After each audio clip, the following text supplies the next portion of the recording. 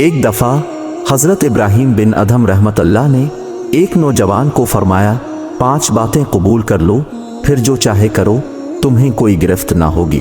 Number 1، جب تم کوئی گناہ کرو تو اللہ کا رزق مت کھا۔ اس نے کہا یہ تو بڑا مشکل ہے کہ رازق وہی ہے، پھر میں کہاں سے کھاؤں؟ فرمایا تو یہ کب مناسب ہے کہ تو جس کا رزق کھائے پھر اسی کی نافرمانی کرے۔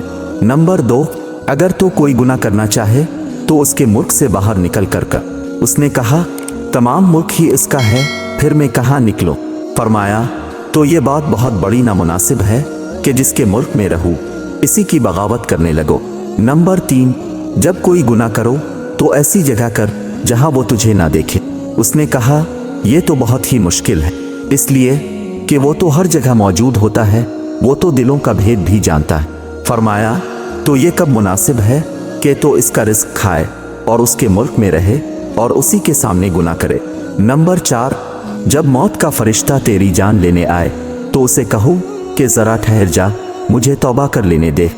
اس نے کہا وہ مہلت کب دیتا ہے؟